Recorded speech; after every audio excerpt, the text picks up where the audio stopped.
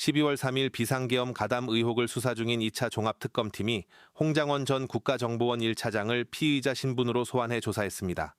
홍 전 차장은 경기 과천 특검 사무실에 출석해 사전에 조사나 통보 없이 갑작스럽게 입건됐고 오늘 소환 통보를 받았다며 12월 3일 밤이 길었어도 결국 하룻밤이었다.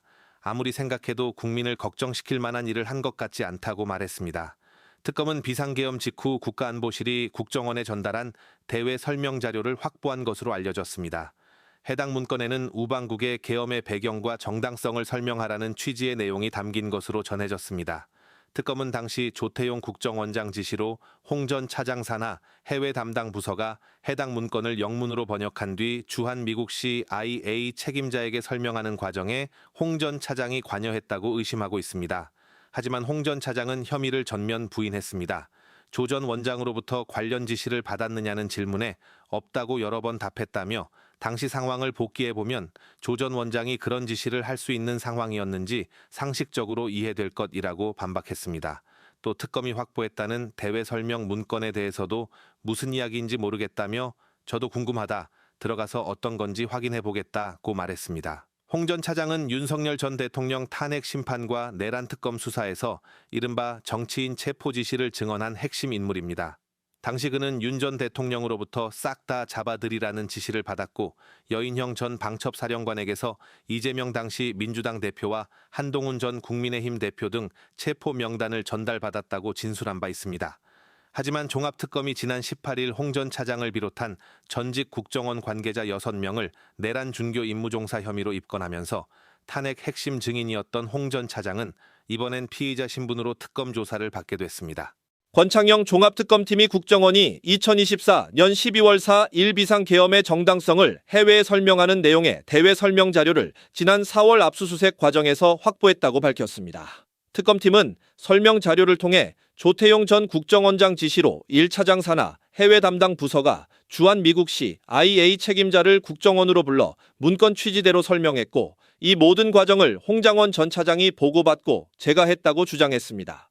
국정원이 국가안보실의 요청과 전달받은 한글 문건을 토대로 대외 설명 자료를 만들었다는 겁니다. 하지만 홍 전 차장은 특검 측의 설명과 달리 보고나 지시를 받은 적은 물론 보고나 지시한 적도 없다는 취지로 언론 인터뷰를 통해 반박했습니다. 특검은 홍 전 차장을 22일 소환했고 홍 전 차장은 특검 조사에 자신의 입장을 적극 해명할 것으로 보입니다. 홍 전 차장은 비상계엄 당시 윤석열 전 대통령이 정치인 체포를 지시했다는 발언을 폭로해 주목받았습니다.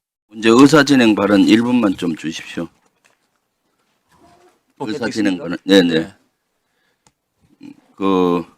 지금 우리가 내란 혐의 국정조사를 하고 있습니다. 우리는 국민을 대표해서 여기서 국정조사를 하고 있습니다. 쉽게 말하면 이 자리는 국민의 재판이라고 보여집니다. 내란이라는 이러한 역사적인 있어서는 안 되는 이러한 사항, 친위 구태타로 온 나라가 흔들리고 있습니다.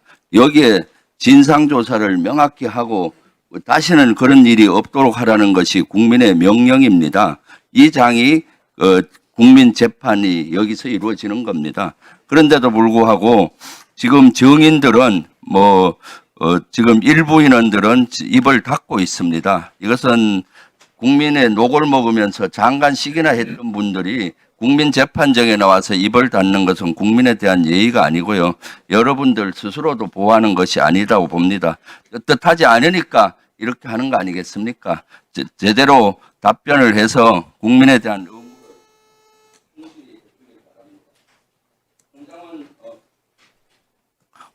홍장원 전 국정원 1차장님 나와주세요.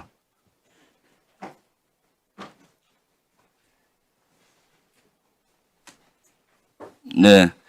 1차장님은 12월 3일 날 비상계엄이 있는 날 한 20시경에 대통령이 전화가 올 테니까 전화 대기하라는 거 누구로부터 받았습니까?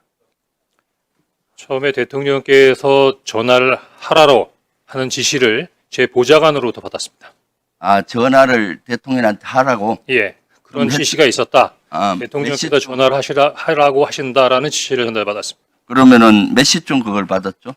예, 한 8시 좀 넘어서인데 제가 저녁 8시 22분에 대통령께 전화를 드렸습니다. 아, 먼저 전화를 드렸어요? 예. 8시 22분에? 그 지시를 받고 네. 제가 전화를 먼저 드렸습니다. 그럼 그 대통령이 뭐라고 얘기를 했습니까? 무슨 보고를 했죠? 요지는 한두 시간 후에 중요하게 전달할 사항이 있으니 통신 축선에 대기하라는 지시였습니다. 아, 통신 숙선에 대기해라. 그렇습니다. 아, 내용은 얘기 안 하고요. 예, 그 내용은 아마 그 중요한 얘기가 있는데 한두 시간 이후에 얘기하겠다라는 말씀으로 이해했습니다. 아, 그리고 나서 그러면은 뭘로 유추했습니까? 사실 그때는 특별하게 유추할 수 있는 근거가 없었습니다. 그래서 그 다음에 다시 대통령한테 전화가 온 시간이 언제입니까? 8시 22분에 통화를 한 이후에 대통령께서 대기하라고 한 말씀이셨기 때문에 국정원 청사로 돌아가서 직무실에서 대기하고 있었습니다. 그리고 대기하고 있는 중에 10시 23분에 비상계엄이 일어난 부분을 TV로 보고 그 후에 한 30분 정도가 지난 10시 53분 정도에 대통령께서 전화를 주셨습니다. 그때는 대통령이 이 1차장한테 전화를 먼저 했다. 그렇습니다. 네. 어떤 내용의 전화를 했습니까? 전화 내용이 뭐였습니까? 첫 번째는 비상계엄을 발표한 사실을 확인했는가 하는 부분이고 두 번째는 아까 윤건영 의원님께서 질문했던 내용과 동일합니다. 중요한 요지는 그 방첩사령부를 적극 지원하라는 부분이 요지였습니다. 방첩사를 적극 지원하다. 그리고 또 있었잖아요. 뭐 잘 지원하면은 예산도 주고 수사권도 주겠다. 뭐 이런 얘기. 아니 그런 말씀은 아니셨고요. 네. 풀 텍스트를 직설화법으로 원하신다면 그대로 말씀드리겠습니다. 그럼 방첩사를 지원하라. 예, 전화를 받으니까 네. 비상계엄 발표하는 걸 확인했냐고 물으셨고 네. 그다음에 조금 좀 강한 어투라서 말씀드리기가 좀 어렵습니다만 하여튼 이번에 다 잡아들여서 싹 다 정리해라 라고 말씀하셨습니다. 근데 그때 목적어가 없었습니다. 그래서 어느 누구를 그렇게 해야 되는지까지 잘 몰랐고 그렇다고 대통령께 누구를 체포하라는 말씀이십니까? 라고 여쭤보기도 뭐해서 잠깐 기다리고 있는데 대통령께서도 약간 말씀에 퍼즈가 있었습니다. 그러더니 지금 주시겠다는 건지 아니면 향후에 주시겠다는 건지 말씀하지 않은 상태에서 국정원의 대공수사권을 줄 테니 이번에는 일단 방첩사를 적극 지원해라. 아마 방첩사에 자금이면 자금, 인원이면 인원 무조건 지원해라고 말씀하셨습니다. 네. 비상계엄. 제가 네. 예 알겠습니다라고 답변했습니다. 아, 그래요. 그래서 1차장은 방첩사령관한테 전화를 했나요? 그렇습니다. 몇 시에 했죠? 10시 53분에 대통령님 전화가 끝나자마자 대통령께서 지시하신 분이 방첩사를 지원해라라는 부분에 지시했기 때문에 이어서 바로 기억하기로는 11시 6분에 방첩사령관에게 전화했습니다. 방첩사령관한테 전화를 했는데 그때 방첩사령관하고 무슨 통화를 했습니까? 예, 방첩사령관에 11시 6분에 전화했던 것은 처음 전화가 아니고요. 10시 23분 비상계엄이 발표되는 걸 보고 바로 제가 방첩사령관한테 전화를 한 적이 있었습니다. 왜냐하면 10시 23분에 TV를 통해서 방송을 통해서 비상계엄이 발령되는 걸 보고 당시 굉장히 많이 당황했었는데 비상계엄이 발효된 것보다도 더 당황스러웠던 것은 당시로서는 국정원이 비상사항과 관련된 부분에 대해 정보 보호를 전혀 갖고 있지 않았습니다. 따라서 국정원이 그래도 국가의 핵심 정보기관인데 비상사항이라는 부분에 대해 정보 판단이 전혀 이루어지지 않은 상태에서 어떻게 비상계엄이 발효가 됐는가 국정원이 뭔가 그때 방첩사령관 그렇구나. 뭐라 했습니까? 좀 예. 짧게 해주세요. 네. 그래서 방첩사령관한테 확인하기 위해서 전화했습니다. 네. 그랬더니 방첩사령관이 저희들도 잘 모르고 있는 상황입니다. 오케이. 위에서 시키는 대로 하고 있습니다라고 답변을 했고 그런 상태에서 대통령께서 전화를 받은 다음에 방첩사령관에게 전화했습니다. 그러니까 마찬가지로 나중에 계속 머뭇머뭇해서 제가 어떻게 된 거야? 라고 얘기했더니 계속 이야기를 안 하길래 부위께서 전화하셨어. 대통령께서 너희들을 도와주래. 라고 이야기를 했더니 그 이후에 아마 정보위에서 말씀하신 그 관련된 내용들을 저한테 얘기했던 겁니다. 그러니까 여러 명 정치인 체포해라 이재명 포함해서 그렇습니다. 몇 명 정도 체포하라 했죠? 제가 기억하기에는 중간에 뭐 일일이 세지도 않았고 당시 밤중에 전화로 메모지에 막 메모를 하는 상황이었기 때문에 14명 정도로 기억합니다. 네. 그리고 계속 있었는데 택도 안 되는 소리라서 끊었다는 얘기 아니에요? 그냥 끊지는 않았고요.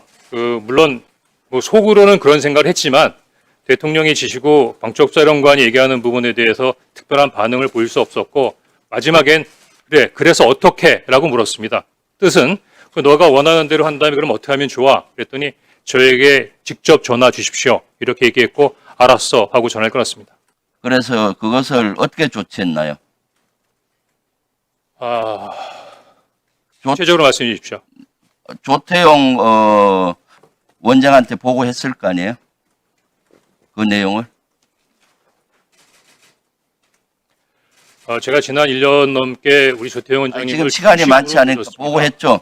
예, 근데 원장님께서 저한테 보고를 받지 않았다라고 말씀하시고 계시기 때문에 제가 참 뭐라고 말씀드리기 좀 어려운데 몇 시에 보고했죠? 엄중한 자리인 만큼 네.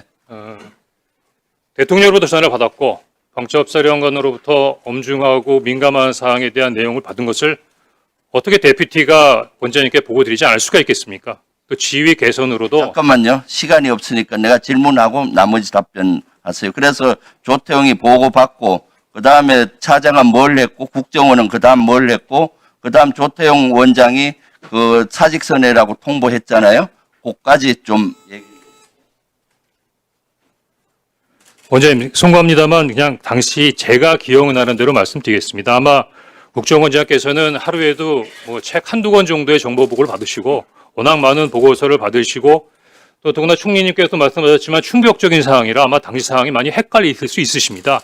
더구나 제가 얘기한 부분이 굉장히 단편적이고 조태용 원장님께서 12월 6일 날 그 기자회견 하셨던 것처럼 제가 대통령께서 정치인을 체포하라고 지시하셨습니다라고는 보고하지 않았습니다.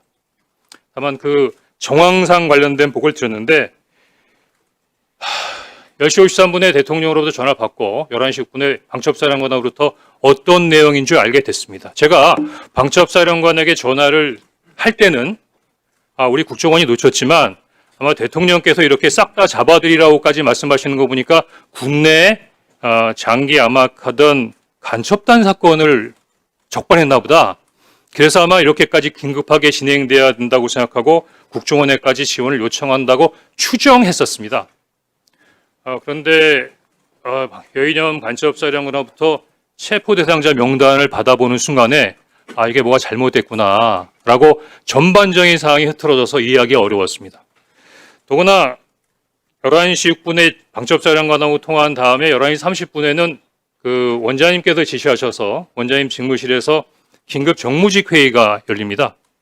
뭐 만약에 자리에 안 계셨다면 모르지만 방금 대통령으로 전화받고 방첩사령관으로 전화받은 내용을 11시 6분에 알고 있는데 11시 30분에 정무직 회의 때 바로 제 앞에 앉아 계셨거든요. 그거 어떻게 말씀 안 드릴 수가 있습니까? 네. 자, 정리하세요. 예. 다시 한번 말씀해 주십시오. 12월 5일 날 조태용 원장이 사직서 내라고 내야 되지 않겠냐. 근데 그 부분도 지금 그 국정원장님께서는 그 홍장원 차장이 정치적 중립 위반 의무를 위반했기 때문에 경질했다고 말씀하시는데 알았어요. 12월 5일 날 저한테 말씀하신 내용하고는 전혀 다릅니다. 네, 추가를 해주십시오. 네. 네. 추가를 해주십시오. 네.